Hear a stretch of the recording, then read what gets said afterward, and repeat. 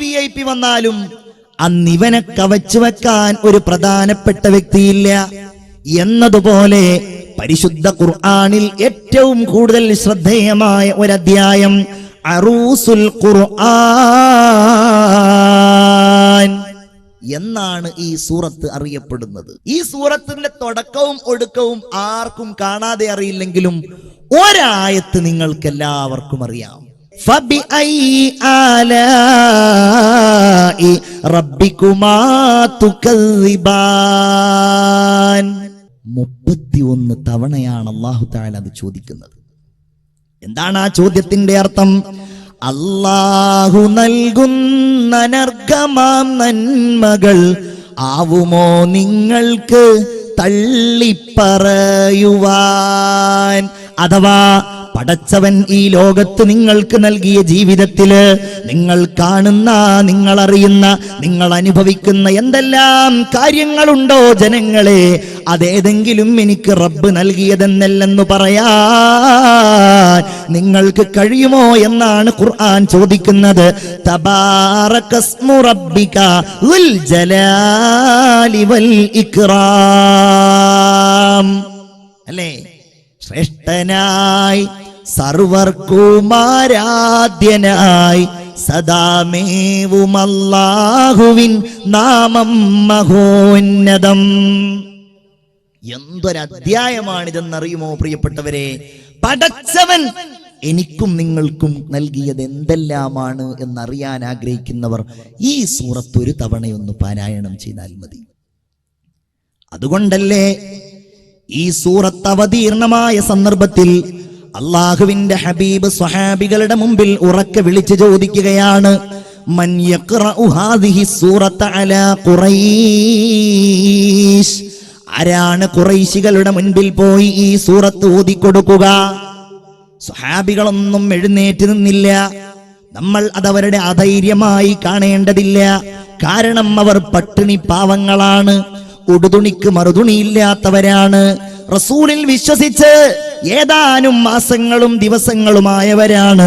ഇടിഞ്ഞു പൊളിയാറായ ദാറുൽ അർഖം എന്ന് പറയുന്ന മക്കയിലുണ്ടായിരുന്ന ആ വീട്ടിൽ വെച്ച് അള്ളാന്റെ റസൂല് ചോദിക്കുകയാണ്, സ്വഹാബാ, നിങ്ങൾക്കിടയിൽ നിന്ന് ആരാണ് ഈ സൂറത്ത് ഖുറൈശികളുടെ മുൻപിൽ പോയി ഓതിക്കൊടുക്കുക? എഴുന്നേറ്റ് നിൽക്കാൻ ഒരാൾ ധൈര്യം കാണിച്ചു. അദ്ദേഹത്തിന്റെ പേര് സയ്യിദുനാ അബ്ദുല്ലാഹി ഇബ്നു മസ്ഊദ് റളിയല്ലാഹു തആല അൻ. ആ ചരിത്രം പഠിക്കുമ്പോൾ തന്നെ മനസ്സ് നിർമ്മലമായി പോകും. അത്രയും വലിയ ചരിത്രത്തിന്റെ ഉടമയാണ് ഈ സ്വഹാബി വര്യൻ. എപ്പോഴും നബിയുടെ കൂടെ നിന്ന് എല്ലാ ഘട്ടത്തിലും റസൂലുള്ളാഹിന്റെ കൂടെ ഇങ്ങനെ പോയി. അല്ലേ? ഹദീസുകളിൽ നമുക്ക് കാണാൻ കഴിയും, ഒരിക്കൽ റസൂലുള്ള പറഞ്ഞു, എനിക്ക് ജിന്നുകൾ ഖുർആൻ ഓതാൻ വേണ്ടി എന്നെ ക്ഷണിച്ചിട്ടുണ്ട്.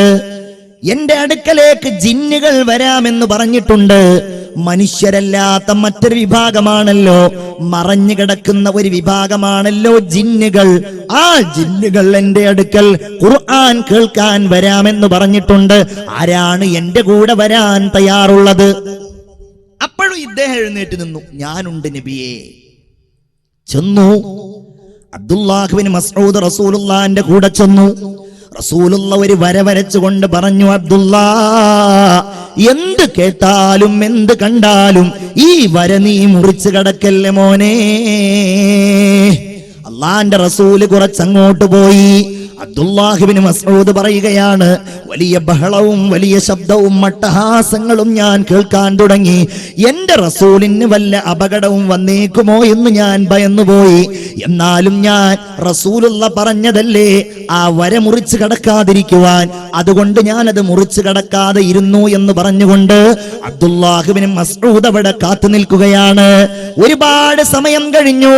റസൂലുള്ള തിരിച്ചു വന്നുകൊണ്ട് പറയുകയാണ്, അബ്ദുല്ലാ, കൊല്ലങ്ങൾക്ക് മുമ്പ് സുലൈമാൻ നബി അലൈഹിസ്സലാമിന്റെ കാലത്തുള്ള നൂറുകണക്കിന് ജിന്നുകൾക്ക് ഞാൻ ഖുർആൻ ഓതി കൊടുത്തിട്ടുണ്ട് അബ്ദുള്ള. ആ സംഭവം ഉദ്ധരിക്കുന്ന ഒരു സൂറത്ത് തന്നെ ഖുർആനിലുണ്ട്. സൂറത്തുൽ ജിന്ന് എന്നാണ് അധ്യായത്തിന്റെ പേര്. ഒരു കാര്യം കൂടെ നിങ്ങളോട് ഞാൻ പറയുകയാണ്. ആ ജിന്നുകൾക്ക് ഖുർആൻ ഓതിക്കൊടുത്ത സ്ഥലത്ത് ഇന്നും മക്കയിൽ പോയാൽ മസ്ജിദുൽ ജിന്ന് എന്ന് പറയുന്ന ഒരു പള്ളി നിങ്ങൾക്ക് കാണാൻ കഴിയും. ഈ സംഭവത്തെ ഓർമ്മിപ്പിക്കുന്ന പള്ളിയാണത്. അബ്ദുല്ലാഹ് ഇബ്നു മസ്ഊദ് പറഞ്ഞു, നബിയെ, ഇത് ഖുറൈശികളുടെ മുമ്പിൽ പോയി ഓതിക്കൊടുത്തുകൊള്ളാം. റസൂലുള്ള പറഞ്ഞു, വേണ്ട അബ്ദുള്ള, നീ അവിടെ ഇരിക്കണം. അങ്ങനെ പറയാനൊരു കാരണമുണ്ട്. അതെന്താണ്? കൂട്ടത്തിലെ ഏറ്റവും ദുർബലനായ മനുഷ്യനാണ് സയ്യിദുന അബ്ദുല്ലാഹ് ഇബ്നു മസ്ഊദ് റളിയല്ലാഹു അൻഹു. ചെറിയ കൈകാലുകൾ, ദുർബലമായ കൈകൾ, തടിയില്ലാത്ത കാലുകൾ, വളരെ ദുർബലനാണ്. വേറെ ഒരു ചരിത്രത്തിൽ കാണാം, ഒരിക്കൽ നബിയും സ്വഹാബിയായ അബ്ദുല്ലാഹ് ഇബ്നു മസ്ഊദും കുറച്ച് സ്വഹാബികളും കൂടെ ഇങ്ങനെ മദീനയിലൂടെ നടന്നു പോവുകയാണ്. ആ സമയത്ത് അറാഖ് എന്ന് പറയുന്ന ഒരു മരം നിങ്ങൾക്കറിയാമല്ലോ. ആ മരത്തിൽ നിന്ന് ഒരു ചെറിയ കഷ്ണം വേണം പല്ല് തേക്കാൻ എന്ന് റസൂലുള്ള പറഞ്ഞപ്പോ ആ മരത്തിന്റെ മുകളിലേക്ക് ചാടിക്കയറുകയാണ് അബ്ദുല്ലാഹ് ഇബ്നു മസ്ഊദ് റളിയല്ലാഹു തആല അൻ. അദ്ദേഹം അങ്ങ് കയറിയിട്ട് റസൂലുള്ളാഹിക്ക് വേണ്ടിയിട്ട് ഈ അറാഖ് ഇങ്ങനെ പൊട്ടിച്ചുകൊണ്ടിരിക്കുകയാണ്. താഴെ നിൽക്കുന്ന സ്വഹാബികൾ ഈ കാഴ്ച കണ്ടു. ആ അറാഖിന്റെ ചുള്ളിക്കമ്പുകളെ അനുസ്മരിക്കുന്ന കൈകാലുകൾ കണ്ടപ്പോൾ അബ്ദുല്ലാഹ് ഇബ്നു മസ്ഊദിന്റെ കാലുകളിലേക്കും കൈകളിലേക്കും നോക്കിക്കൊണ്ട് അവരങ്ങനെ ചിരിക്കുകയാണ്. റസൂലുള്ള ചോദിച്ചു, നിങ്ങൾ ചിരിക്കുകയാണല്ലേ? എന്തിനാ നിങ്ങൾ ചിരിക്കുന്നത്? ഈ ചെറിയ കൈകാലുകളുണ്ടല്ലോ, ഈ ദുർബലമായ കൈകളും കാലുകളും ഉണ്ടല്ലോ, അസ്ഖലാനി ഫിൽ മീസാൻ, നാളെ അല്ലാഹു തആല നന്മയും തിന്മയും കനം തൂക്കുന്ന മീസാനിൽ ഇത് കനം തൂങ്ങുന്നതാണെന്ന് മുത്തുനബി മുഹമ്മദ് മുസ്തഫ സല്ലല്ലാഹു അലൈഹി വസല്ലം അദ്ദേഹം രണ്ടാമതും പറഞ്ഞു, നബിയെ, ഞാൻ തന്നെ ഓതിക്കൊടുത്തോളാം. വേണ്ട, നീ സൂറത്തുർ റഹ്മാൻ ഓതിക്കൊടുക്കേണ്ട. മൂന്നാമത്തെ തവണ റസൂലുള്ളാന്റെ കൽപ്പനക്ക് കാത്തു നിന്നില്ല, ഓടുകയാണ്. ആളുകളെ വകഞ്ഞു മാറ്റിക്കൊണ്ടോടുകയാണ്. കഅബ ശരീഫിന്റെ തൊട്ടടുക്കലെത്തി. ആളുകൾ ഇങ്ങനെ തവാഫ് ചെയ്യുന്നുണ്ട്. ഖുറൈശി പ്രമുഖന്മാര് വല്ലാതെ കൂട്ടം കൂടി സ്വറ പറയുന്നുണ്ട്. അബ്ദുല്ലാഹ് ഇബ്നു മസ്ഊദ് നേരെ അങ്ങ് ചെല്ലുകയാണ്. താൻ ചെറിയ മനുഷ്യനാണെങ്കിലും കഴിയുന്നത്ര ഉയർച്ചയിൽ നിന്നുകൊണ്ട് കഅബ ശരീഫിന്റെ ഖില്ലയിൽ ചാരി നിന്നുകൊണ്ട് അബ്ദുള്ള ഓതുകയാണ്, അർ-റഹ്മാനു അല്ലമൽ ഖുർആൻ. കാരുണ്യവാനായ അല്ലാഹു തആല അവന്റെ കാരുണ്യത്തിന്റെ ഏറ്റവും വലിയ പ്രതീകമായി, മനുഷ്യരുടെ മുഴുവൻ സംസ്കൃതിയുടെയും അടയാളമായി, അവരുടെ മുന്നോട്ടുള്ള കാൽവെപ്പിന്റെ പ്രചോദനമായി അവർക്കിതാ ഖുർആൻ പഠിപ്പിച്ചിരിക്കുകയാണ്. ഖലഖൽ ഇൻസാൻ, മനുഷ്യനെ പടച്ചത് അല്ലാഹുവാണ്.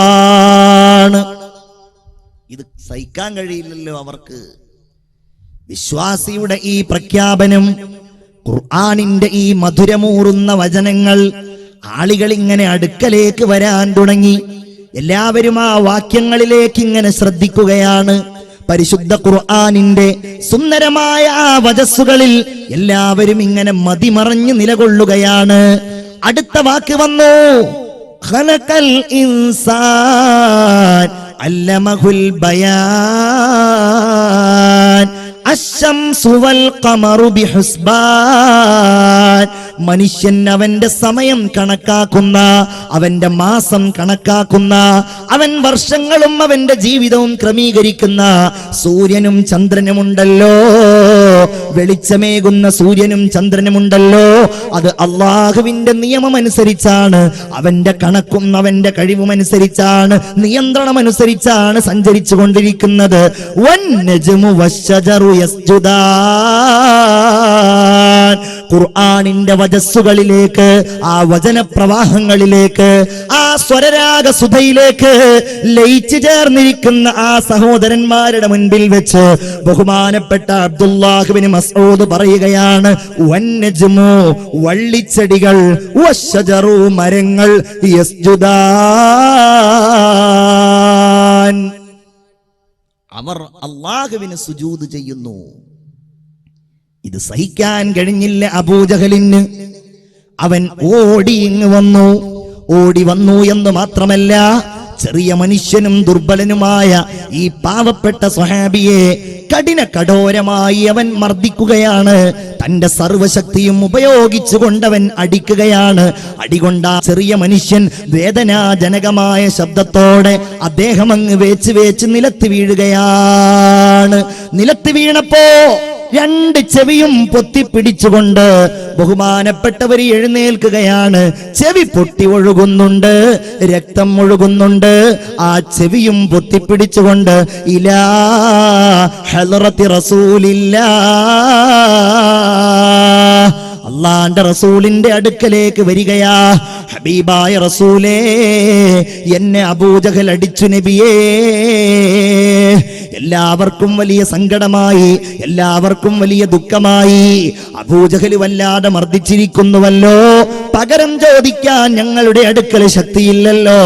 അതാ നസലൽ അമീനു മലക്ക് ജിബ്രീൽ അലൈഹിസ്സലാം ഇറങ്ങി വന്നുകൊണ്ട് അല്ലാഹുവിന്റെ റസൂലിന് സന്തോഷ വാർത്ത അറിയിക്കുകയാണ്. യാ റസൂലല്ലാഹ്, നിങ്ങൾ പേടിക്കേണ്ടതില്ല നബിയേ. ഇതിന് പകരം ഉണ്ടാകുന്ന ഒരു ഘട്ടം ഏതാനും സമയത്തിനകം നമുക്ക് വന്നു വരാൻ പോവുകയാണ്, നമ്മുടെ ഇടയിൽ സംജാതമാകാൻ പോവുകയാണ്. ഞാൻ ആ ചരിത്രം ചുരുക്കുകയാണ്. കാലം കടന്നുപോയി, ബദർ യുദ്ധം വന്നു. ബദറിന്റെ പോർക്കളത്തില് അബ്ദുല്ലാഹ് ഇബ്നു മസ്ഊദ് അന്വേഷിച്ച് നടക്കുകയാണ്. എവിടെയാണ് എന്നോട് ക്രൂരമായി പെരുമാറിയ അബൂജഹൽ, എന്റെ ഹബീബായ നബിയെ മർദ്ദിച്ച, റസൂലുള്ളാഹിക്കെതിരെ അക്രമങ്ങൾ അഴിച്ചുവിട്ട അബൂജഹൽ എവിടെയാണ്?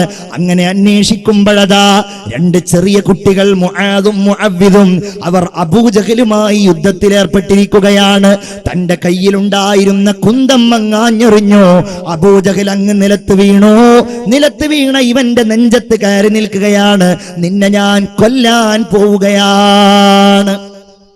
ഇസ്ലാമിന്റെ ഏറ്റവും വലിയ ശത്രു, അള്ളാഹുവിനെ അറിയാമായിരുന്നിട്ടും അംഗീകരിക്കാത്തയാൾ, ഇസ്ലാമിൽ വിശ്വസിച്ചു എന്ന ഒറ്റ കാരണത്താൽ എത്രയോ പാവപ്പെട്ട സ്വഹാബികളെ വല്ലാതെ ക്രൂരമായി മർദ്ദിച്ച, കത്തിക്കാളുന്ന സൂര്യന്റെ ചൂടില് മരുഭൂമിയിലൂടെ വലിച്ചെടുത്ത് നെഞ്ചത്ത് വലിയ വലിയ പാറക്കല്ലുകൾ കയറ്റി വെക്കാൻ മടി കാണിക്കാതിരുന്ന, കാരുണ്യത്തിന്റെ കണ്ണീരിന്റെ ഒരംശം പോലും കണ്ണുകളിൽ തെളിഞ്ഞു വരാതിരുന്ന അബൂജഹൽ ലഅനത്തുല്ലാഹി അലൈഹി അബ്ദുല്ലായോട് പറയുകയാണ്, അബ്ദുല്ലാ, എന്നെ നീ അറുക്കുകയാണല്ലേ, എന്നെ നീ കൊല്ലുകയാണല്ലേ? അതേ, നിന്നെ ഞാൻ കൊല്ലുകയാണ്. എന്നാൽ അതിനു മുമ്പ് ഒന്ന് രണ്ട് കാര്യങ്ങൾ പറയാനുണ്ട്. ഒന്നെന്താന്നറിയോ? നിന്റെ പ്രവാചകനായ മുഹമ്മദിനോട് നീ പറയണം, എന്റെ ജീവിതത്തിൽ എനിക്ക് ഏറ്റവും വെറുപ്പുണ്ടായ ആള് നിന്റെ പ്രവാചകനായ മുഹമ്മദാണ്. രണ്ടാമത്തെ കാര്യം, എന്റെ കഴുത്ത് നീ മുറിക്കുമ്പോ എന്റെ കഴുത്തിന്റെ താഴെ നിന്ന് നീ മുറിക്കണം അബ്ദുല്ലാ. എന്തുകൊണ്ടെന്നാൽ എന്റെ നീണ്ട കഴുത്ത് കണ്ട്, എന്റെ മുഖം കണ്ടിട്ടെങ്കിലും നിന്റെ പ്രവാചകനായ മുഹമ്മദ് ഒന്ന് ഞെട്ടട്ടെ. എന്റെ പ്രിയപ്പെട്ടവരെ, അബ്ദുല്ലാഹിയുടെ മനസ്സിൽ ദേഷ്യം ഇരച്ചു കയറി തന്റെ വാളെടുത്തുകൊണ്ട് അബൂജഹലിന്റെ തല മുറിക്കുകയാ. എന്നിട്ടാ മുറിച്ച തലയെടുത്തുകൊണ്ട് റസൂലുള്ളാഹിക്ക് കാണിച്ചു കൊടുക്കാൻ കൊണ്ടുപോകാൻ നോക്കുമ്പോ തന്റെ കയ്യിലത് പൊങ്ങുന്നില്ല. എന്ത് ചെയ്തെന്നറിയുമോ? കാലങ്ങൾക്ക് മുമ്പ് തന്റെ ചെവി പൊട്ടിച്ചില്ലേ എന്നതുപോലെ വാളെടുത്തുകൊണ്ട് ചെവിയിലൂടെ ഒരു ദ്വാരമുണ്ടാക്കി. ആ ദ്വാരത്തിൽ ഒരു കയറിട്ടു. ആ തലയിങ്ങനെ വലിച്ചുകൊണ്ട് ശത്രുക്കളുടെ ഏറ്റവും വലിയ നേതാവായ, മനുഷ്യന്റെ ശത്രുവായ, മൃഗങ്ങളുടെ ശത്രുവായ, ഒരാളോടും കാരുണ്യത്തോടെ പെരുമാറാത്ത, എല്ലാവർക്കും ഏറ്റവും വലിയ അന്ധകനായിരുന്ന ഈ അബൂജഹലിന്റെ തലയും വലിച്ചുകൊണ്ട് ഇലാ ഹളറത്തി ഹബീബില്ലാഹ്, അള്ളാന്റെ റസൂലിന്റെയും സ്വഹാബികളുടെയും അടുക്കലേക്ക് വരികയാണ്. എല്ലാവർക്കും വലിയ സന്തോഷം, ആവേശം. എല്ലാവരും തക്ബീർ മുഴക്കിക്കൊണ്ട് അബ്ദുല്ലാഹ് ഇബ്നു മസ്ഊദിനെ സ്വീകരിച്ചു. എല്ലാവരും ഇങ്ങനെ സ്വീകരിച്ചിരിക്കുമ്പോ നബിയോട് ഈ കാര്യം പറയുകയാണ്. യാ റസൂലല്ലാഹ്, ഇവൻ മരിക്കുന്ന വേളയിൽ ഇങ്ങനെ പറഞ്ഞു നബിയെ, അവൻ ഏറ്റവും ദേഷ്യമുള്ളത് അങ്ങയോടാണ്.